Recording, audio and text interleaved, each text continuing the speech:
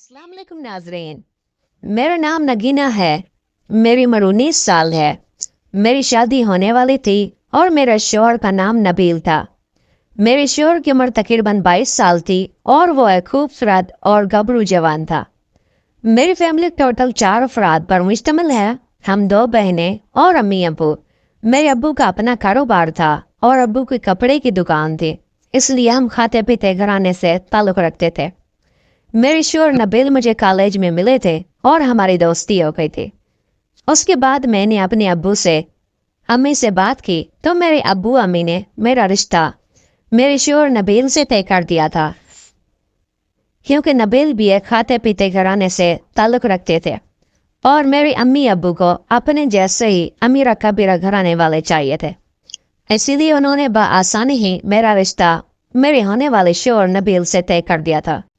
میری چھوٹی بہن سمینہ، اس کی عمر 15 سال ہے اور وہ بہت شرارتی ہے۔ وہ نبیل کو بہت تنگ کرتی تھی اور میرے سے موبائل لے کر نبیل سے بات چیت کر لیتے تھے۔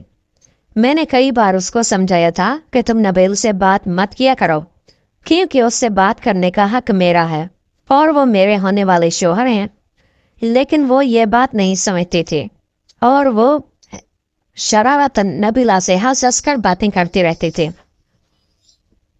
نبیل بھی میری چھوٹی بہن سمینہ سے بات کر کے بہت خوش ہوتا تھا اور اب وہ فرمائشیں کرنے لگا تھا کہ میری سمینہ سے بات کروایا کرو۔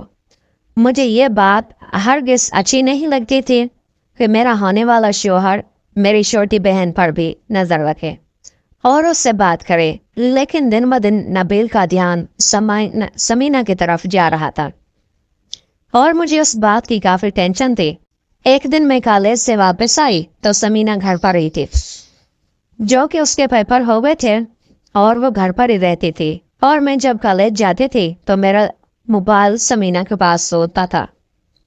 جب میں واپس آ کر اپنے کمرے میں آئی تو میری چھوٹی بہن سمینہ میرے ہونے والے شوہر نبیل سے ویڈیو کال پر بات کر رہی تھی اور وہ ایسی حالت میں تھی کہ مجھے دیکھ کر ہی شرم آنے لگی تھی اور میں نے اس کو بالوں سے پکڑ لیا تھا اور کافی باتیں سنائی تھی۔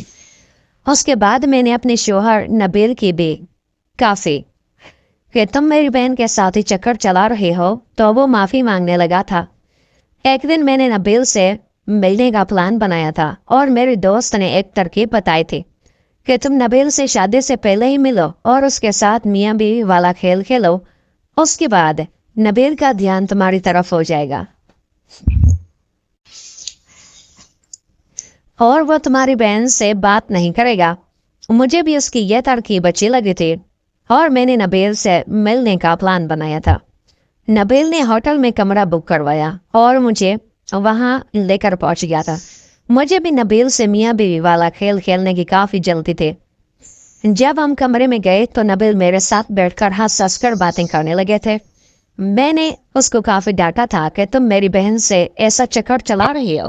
اس نے میرے سے قسمیں اٹھائی تھی، پھر میں نے ابھی تک اس کو ہاتھ تک نہیں لگایا اور بس وہ میرے سے ویسا ہی بات کرتی ہے۔ میں نے اس کو منع کر دیا تھا کہ اب تمہاری ساری خواہشات میں ہی پوری کروں گی، میری بہن سے ایسا تعلق نہیں رکھنا۔ اس کے بعد میں نے نبیل کے پاس جانے لگی تھی اور اس سے وہ سب کچھ کرنے لگے تھے جس کو کرنے کے بعد مجھے کافی سکون ملنے لگا تھا۔ نبیل نے مجھے اچھی طرح مطمئن کیا تھا اور میں نے اس کی ساری تمنا پوری کر دی تھی اور اس کو یہ تاکید کی تھی کہ اب میری بہن پر نظر رکھنی بند کر دو۔ نبیل بھی میری بات مان گیا تھا اور میرا دیوانہ ہو گیا تھا اور میری چاہت میں پاگل تھا۔